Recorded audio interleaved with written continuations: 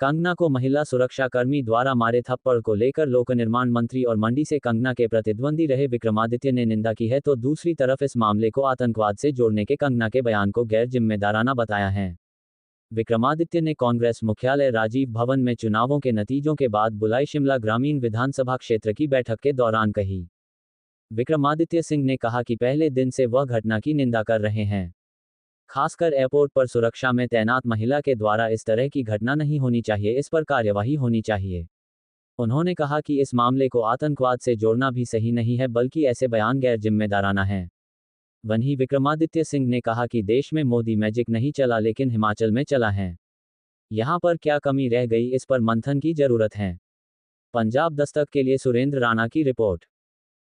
कि कोई भी घटना किसी के साथ भी, किसी भी व्यक्ति के साथ और ख़ास करके महिला के साथ तो बिल्कुल भी नहीं होनी चाहिए। हमारी संवेदनाएं जो है वो जो हमारे जो किसान हैं उनके साथ भी है, क्योंकि उनके साथ बहुत बुरा हुआ है। जो पीछे जब उन्होंने प्रोटेस्ट किया, ये सब चीज़ें हुई, वी स्टैंड बाय देम। मगर ये कोई तरीका नहीं है अपनी उसको रखने का। एक कॉन्स्टिट्यूशनल फ्रेमवर्क है, उसमें आप अपनी बात को, ग्रीवेंस को रख सकते हैं, मगर किसी को फिजिकली असॉल्ट करना, पर्टिकुलरली वो भी आपके एयरपोर्ट के प्रेमिसेस में, जहाँ पे सुरक्षाकर्मी की ये जिम्मेवारी है कि उसको किसी भी हर व्यक्ति की वहाँ पे सुरक्षा का ख्याल रखना है, और आप वहाँ पे उसको जो है उनको असॉल्ट कर रहे हैं, ये मैं समझता हूँ कि ये उचित नहीं है। और इसके ऊपर जो भी कार्रवाई सरकार कर रही है, CISF कर रही है, हम उसका स्वागत करते हैं।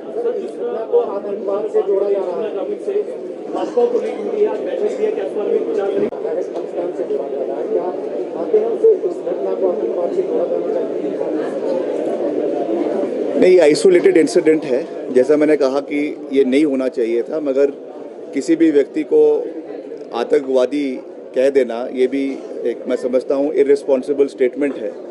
अब उन्होंने किस उससे लक्ष्य से किया है, क्या किया है, वो तो मैटर ऑफ इंक्वायरी है। जब इसकी तफ्तीश होगी तो उसमें चीज़ें निकल कर आ जाएगी, साफ़ हो जाएगी।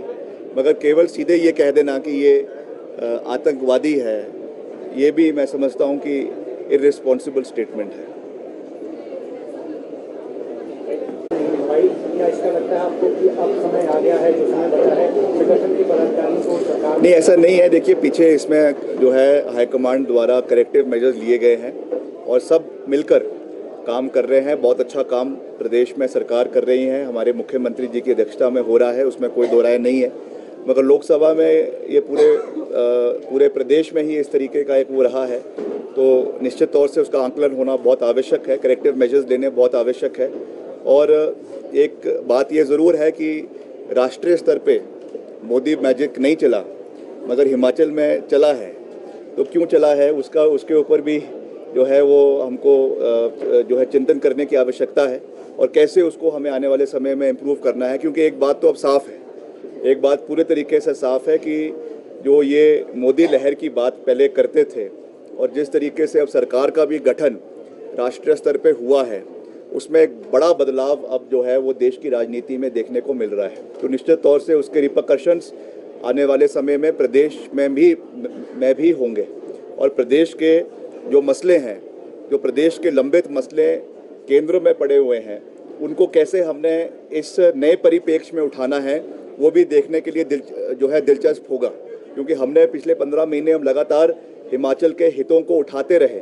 हिमाचल में जो आपदा के दौरान इतना नुकसान प्रदेश का हुआ, उस विषय को हमने बहुत मजबूती से मुख्यमंत्री जी ने उठाया, हम सब ने उठाया, मगर उसको नज़रअंदाज किया गया है।